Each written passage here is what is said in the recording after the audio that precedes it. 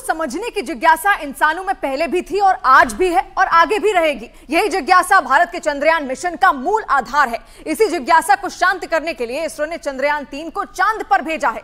चंद्रमा के बारे में काफी कुछ खोज लिया गया है, लेकिन अभी भी ऐसे तमाम रहस्य छिपे हुए हैं जिसके बारे में हमें नहीं पता है। उन्हीं जानकारियों को चांद पर पहुंचा भारत का विक्रम लैंडर और प्रज्ञान रोवर देने वाला है।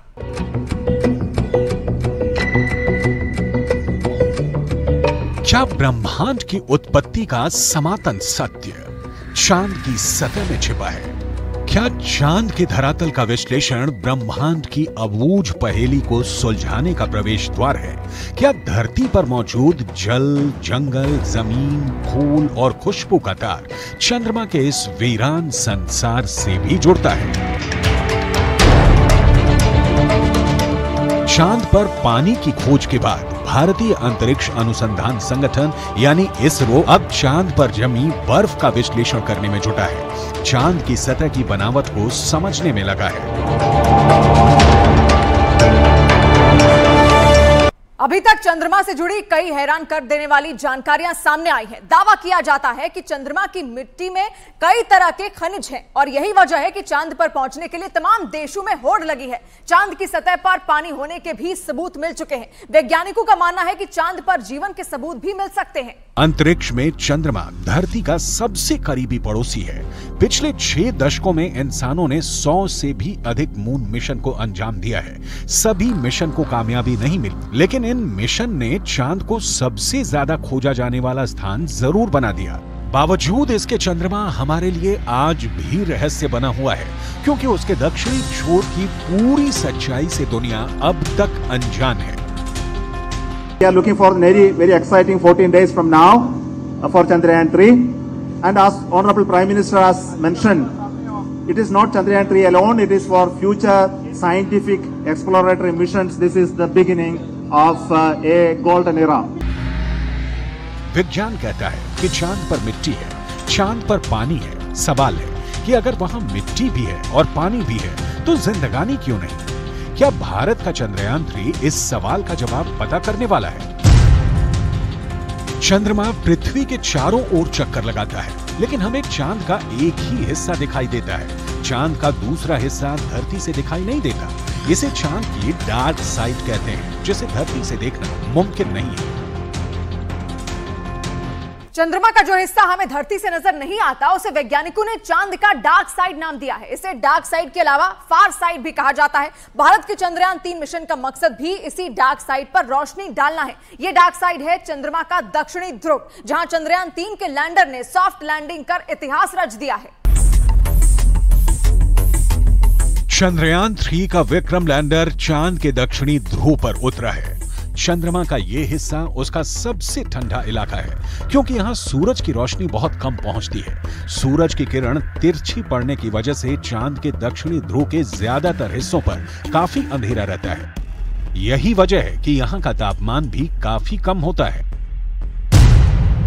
अमेरिकी स्पेस एजेंसी नासा की एक रिपोर्ट के मुताबिक दक्षिणी ध्रुव के कुछ हिस्सों पर सूरज की रोशनी आती है। जहां सूरज का प्रकाश पहुंचता है, वहां का तापमान करीब 54 डिग्री सेल्सियस रहता है। लेकिन चांद के दक्षिणी ध्रुव के ज्यादातर हिस्सों पर सूरज की रोशनी नहीं पड़ती और इस वजह से वहां का तापमान -248 डिग्री सेल्सियस तक पहुंच जाता है।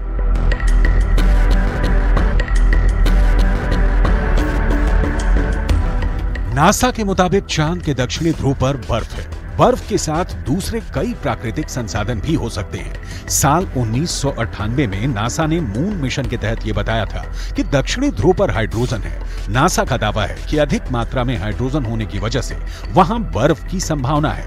इसके अलावा चांद के दक्षिणी ध्रुव पर बड़े-बड़े पहाड़ और कई गड्ढे हैं। चंद्रमा पर नजर रखने वाले वैज्ञानिकों की माने तो चांद के दक्षिणी सतह पर कई सारे गड्ढे ऐसे भी हैं जहां अरबों साल से सूरज की रोशनी नहीं पड़ी है। ऐसे में चंद्रयान 3 का चंद्रमा के ऐसे इलाके में जाना और जानकारी जुटाना अब तक के हुए सभी मून मिशन के बीच मील का पत्थर जैसा है और स्पेस साइंस की दुनिया में यह ऐसा करिश्मा है जिसे अभी तक कोई देश नहीं कर सका था। चांद के दक्षिणी ध्रुव वाले हिस्से में बड़े बड़े क्रेटर हैं, जिन्हें आम बोलचाल की भाषा में गड्ढा कहा जाता है। ज्यादातर गड्ढे ऐसे हैं जहां अरबों साल से अंधेरा है। अमेरिका के नासा के मुताबिक घुप अंधेरे के बीच यहां बर्फ का जमाव हो सकता है।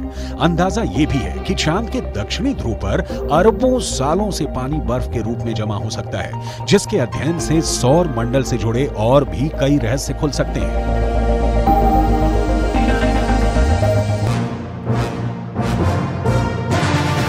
यानी भारत का चंद्रयान 3 चांद के उस हिस्से में पहुंचा है जो हमें नहीं दिखता है। सवाल है, आखिर चंद्रमा का एक ही हिस्सा हमें क्यों दिखता है?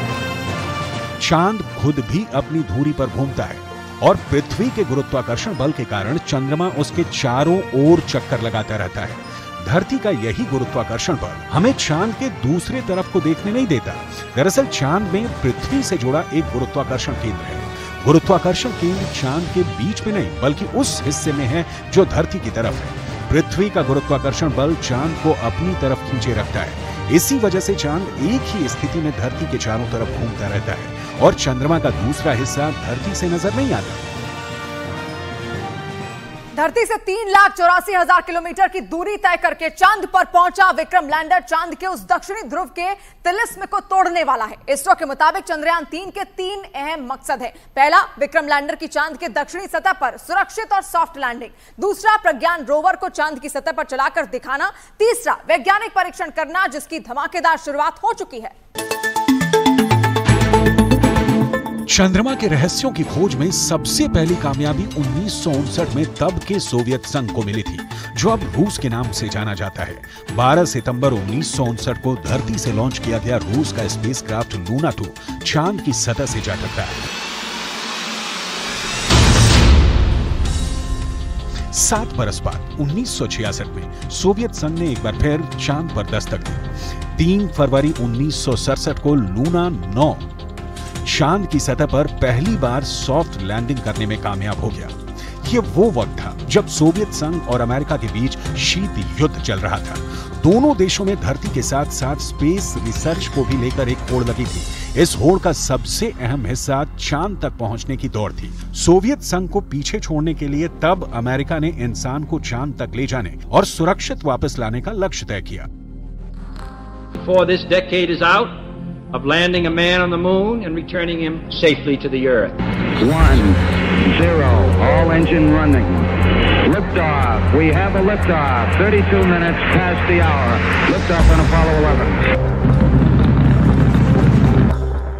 अमेरिका के अपोलो 8 मिशन ने अमेरिका के 3 अंतरिक्ष यात्रियों को चांद की कक्षा में पहुंचा दिया। ऐसा पहली बार था जब इंसान चांद के इतने करीब पहुंच गया था। इसके बाद वो दिन भी आया जब अमेरिका ने चांद पर इंसानों को उतार दिया। यह मिशन था अपोलो 11। अपोलो 11 के जरिए अमेरिका ने चांद तक ऐसी छलांग लगाई जिसे आज तक कोई दूसरा देश दोहरा नहीं पाया। वो छलांग थी चांद पर इंसानों का पहला कदम।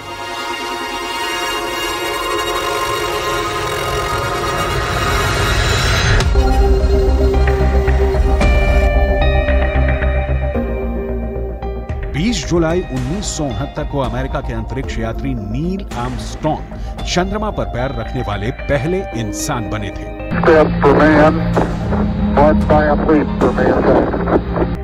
चांद पर उतरने वाला लूनर लैंडर 2 लोगों को लेकर गया था। नील आर्मस्ट्रॉन्ग के अलावा बज एल्ड्रिन भी वहां बाद में उतरे थे।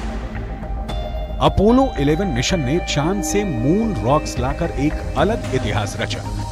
अपोलो 11 मिशन के दौरान करीब 22 किलो सामान चंद्रमा से लाया गया था। इसमें तकरीबन 50 चांद के चट्टानों के टुकड़े और चांद की मिट्टी शामिल थी। चांद पर पहुंचने की स्पेस रेस आगे भी चलती रही। इस दौड़ में यूरोपियन एजेंसी, जापान, यहां तक कि चीन भी कूद पड़ा। लेकिन मून रिसर्च में अगली कामयाबी भारत को मिली। वो कामयाबी थी चांद की सतह पर पानी की खोज की।